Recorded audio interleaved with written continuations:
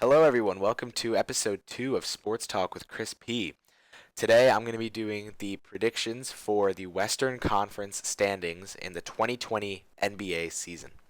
So, I'm going to go from 15 to 1 and just give my thoughts on each team and why they'll end up in that spot.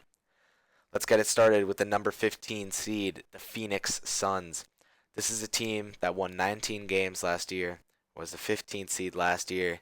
They have Devin Booker and DeAndre Ayton, two young pieces, but it's not enough, and they didn't improve enough this summer to jump up even one seed, in my opinion.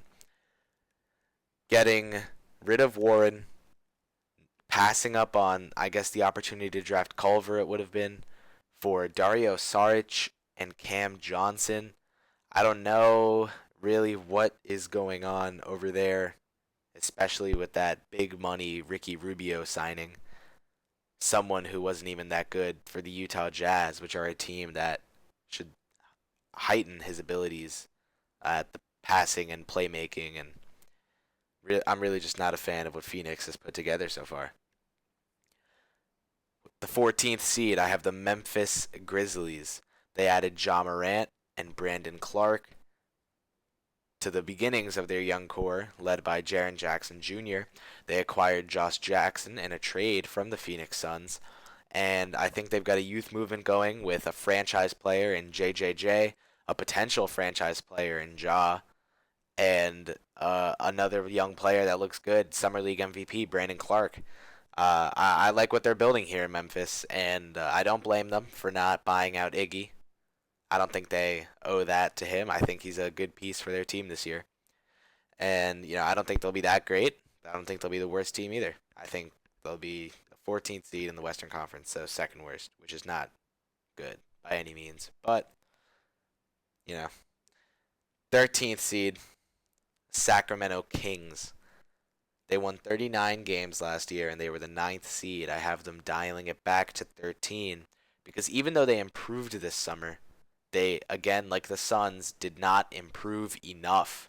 And in the Kings' case, there are teams that are in there or around their caliber as a team that improved much more, such as the Pelicans.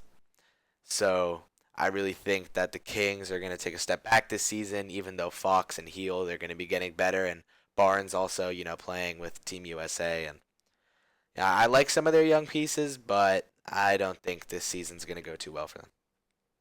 At the 12 spot, I have the Timberwolves. The only reason I don't have them any lower is for two reasons: Karl Anthony Towns and the potential of Jarrett Culver. If Culver comes out as a scoring two-way guard, making some plays along the way and helping feed Cat down low, and Cat does his normal literal beast activity in the paint and even, expanding his game out a little bit, um, this team will win some games, but not enough to even get close to the playoffs, enough to be the fourth worst team in the West in place of anything closer to the worst. Above them in the 11th seed, I have the Dallas Mavericks, headlined by the young star duo of Luka Doncic and Kristaps Porzingis. Adding talent like Seth Curry and Dwight Powell and Boban Marjanovic is something that will make your team better. Those are just good NBA guys, whether off the bench or you could make the argument to start a guy like Boban at center if they say they didn't have Powell and they wanted to put KP at the four. Those are just guys that are going to come in and help. Kristaps obviously is an all-star addition to that team, and Luka Doncic looks like he's right on his way to becoming an all-star himself. So this is a team that won't be too great right now, only the 11th seed, but in future years I expect them to make a jump. I'm trying not to be salty that my Knicks traded away Kristaps to them, but I'm going to give him the benefit of the doubt with the injuries and say that he's going to come out full force as a pretty good player alongside Doncic. In the 10th seed, I have the New Orleans Pelicans, a team last year stricken by chemistry issues due to the trade request of Anthony Davis. They're now in a better position to win. They have young guys that they got from the Lakers and in the draft: Zion, Jackson Hayes, Nickeil Alexander-Walker, one of the Summer League standouts this year, Lonzo Ball, Brandon Ingram, and Josh Hart. three guys who will contribute. I think Ball and Ingram are poised to be stars in this league. I think Hart is a great guy to bring off the bench on a team like that. Could even, if they didn't have Drew, you could start him and not be as good, obviously. But it's not like he would be an awful player to start at the two there, alongside his former teammates that he has some chemistry with. They've got some really good young guys. They've got good veterans as well. Drew Holiday, Derek Favors. They even went out and got a EuroLeague player that I hadn't heard much about, but I had heard some things about him. Shout out Dave Dufour for the EuroLeague news always. Nicolo Melli, that's a great addition. I think he'll fit in well with that team. Space the floor, hit some threes, some corner threes, maybe some wing threes. We'll see. They're going to be fun this year, especially because of Mr. Williamson. On to the ninth seed, the last lottery team, the Oklahoma City Thunder. I have them in this spot because they still have Chris Paul and Shai Gilgeous-Alexander and Steven Adams and Danilo Gallinari and Dennis Schroeder off the bench. They've got some decent pieces, some good ones in Adams and Paul. And Gallo's pretty good too, and Shai has lots of potential. I think this team is poised to win a decent amount of games, not enough to contend in the playoffs by any means. I don't think they'll win enough to even make the playoffs, but this is a team that has some good young or younger side and some good veteran players. They're going to find a way to win some games. I honestly hope they can trade CP3 before the deadline just to get that rebuild going.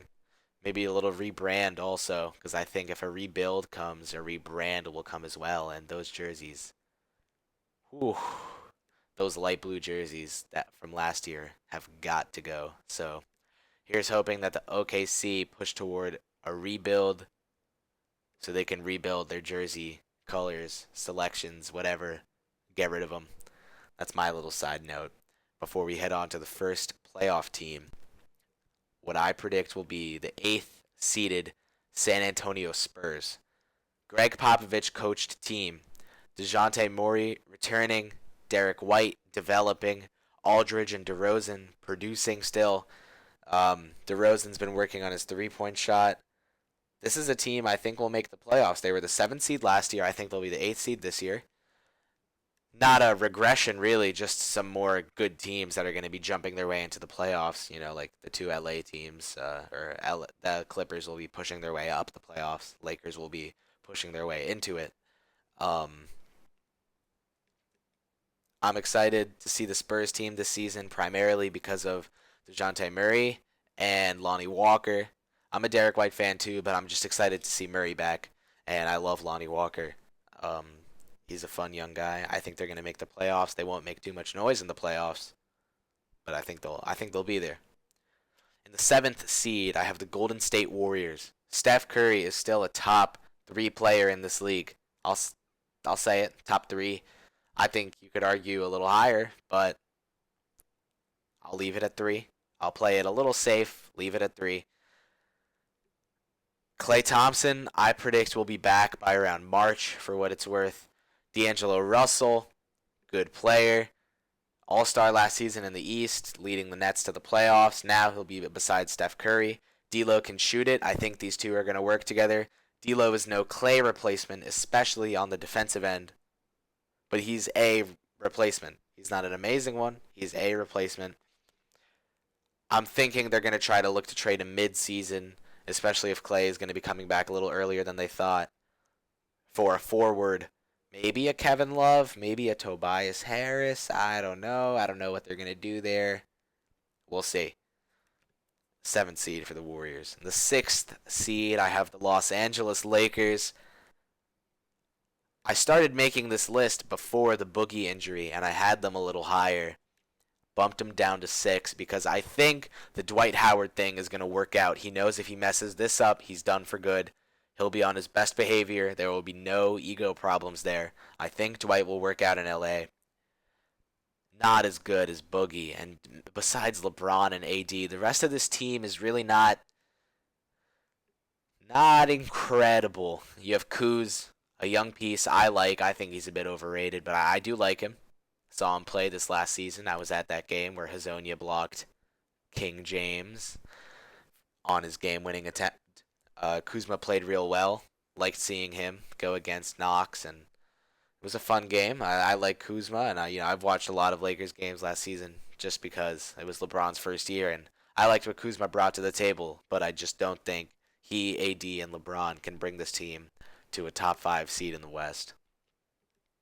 That being said, my first of the top five seeds in the West, number five, the Portland Trailblazers. Nurkic is down. They have Whiteside, not a full replacement. He's not as good, but he's close. He's almost there. Maybe, if he becomes a little more aware, maybe. Um, he's almost there. This is a regular season team. We've seen them win a lot in the regular season before. They won 53 games last year and were the third seed. Dame and CJ always get it done in the regular season, and this last year they got it done in the playoffs too, and they took down the Nuggets, man. That game CJ had at the end there, wow. This is a fun team. I'm actually going to be seeing them play this upcoming season. I'm going to a few Knicks games, but this is one of the teams I really wanted to see play this year, so I could finally see Damian Lillard and CJ McCollum live, and I'm really excited to see them play. I'm excited for their season. I can't wait until Nurkic is back and they kind of have a full roster. But trading Turner for Bazemore is an upgrade.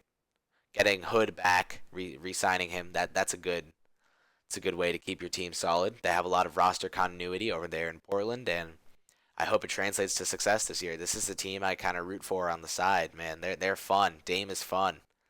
The rap, I don't know. I don't know as much about the rap, but on the court, he's fun. Number four, I've got the Houston Rockets. 53 wins last year, trading Chris Paul and draft compensation for Russell Westbrook. Is that an upgrade or a downgrade? I personally say downgrade, at least when it comes playoff time, which is where it really matters. But for the regular season, these are two guys I see putting together a lot of wins. And, 53 games last year, a fourth seed. This is the only team I have actually staying in the same seed as last year. Fourth last year, I have them as fourth this year. I see them winning a good amount of games, even if it doesn't translate to playoff success. Speaking of playoff success, number three seed, the Los Angeles Clippers, led by Mr. Board Man himself, the most playoff success in the most recent year, because he was Finals MVP. Signed a deal with the Clippers and got him to trade for Paul George. Now we're talking. Doc Rivers, Patrick Beverley re-signed. Landry Shamet, Kawhi Leonard, Paul George, Montrezl Harrell, Lou Williams, Mo Harkless, Zubac. This is a team full of guys who can play, even down to the bottom of the roster with a guy like Rodney Magruder. This is a good team.